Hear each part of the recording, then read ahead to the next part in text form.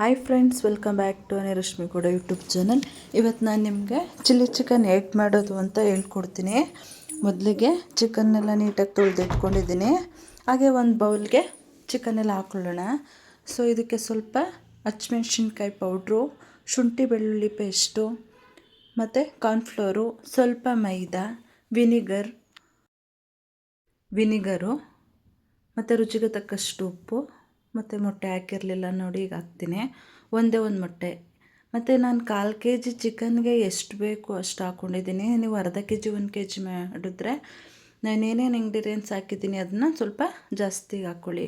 ಇದನ್ನು ಚೆನ್ನಾಗೆ ಕಲಸಿ ಒಂದು 15ರಿಂದ 20 ನಿಮಿಷ ಹಾಗೆಯೇ ಬಿಡಬೇಕು. ಯಾಕೆ ಅಂತಂದರೆ ನಾವು ಪೌಡ್ರುಗಳೆಲ್ಲ ಹಾಕಿದ್ದೀವಲ್ವ, ಅದೆಲ್ಲ ಚೆನ್ನಾಗೆ ಉಪ್ಪಿಡಿಬೇಕು. ಆಗ ಇದು ರುಚಿಯಾಗಿರುತ್ತೆ. ನಾವು ಅಲ್ಲೇ ಕಲಸಿ ಅಲ್ಲೇ ಹಾಕ್ಬಿಟ್ರೆ ಅದು ಟೇಸ್ಟ್ ಇರಲ್ಲ.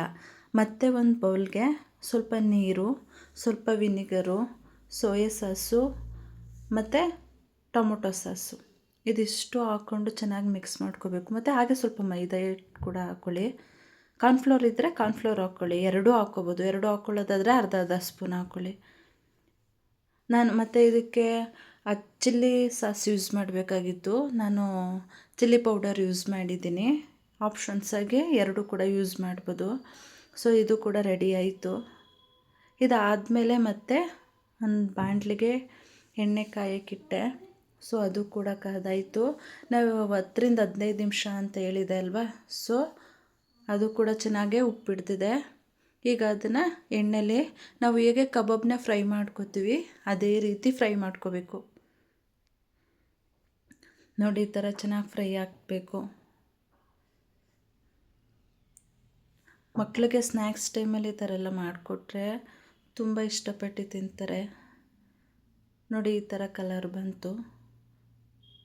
ಸೊ ಈ ಥರ ಕಲರ್ ಬಂದಾದಮೇಲೆ ನಾವು ಶಿಫ್ಟ್ ಮಾಡ್ಕೊಳ್ಳೋಣ.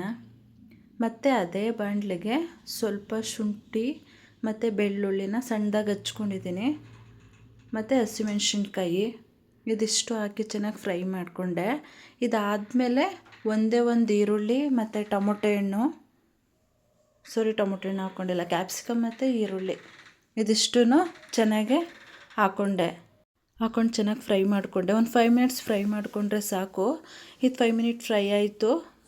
ಸೊ ಇದಕ್ಕಿವಾಗ ನಾವು ಬೇಯಿಸಿಟ್ಕೊಂಡಿರುವಂತಹ ಚಿಕನ್ನ ಮಿಕ್ಸ್ ಮಾಡಿ ಮತ್ತೆ 5 ಮಿನಿಟ್ಸ್ ಇದನ್ನ ಫ್ರೈ ಮಾಡಿಕೊಂಡ್ರೆ ಚಿಲ್ಲಿ ಚಿಕನ್ ರೆಡಿ. ಮತ್ತು ಲಾಸ್ಟಲ್ಲಿ ಸ್ವಲ್ಪ ಕೊತ್ತಂಬರಿ ಸೊಪ್ಪನ್ನ ಆ್ಯಡ್ ಮಾಡ್ಕೊಳ್ಳಿ.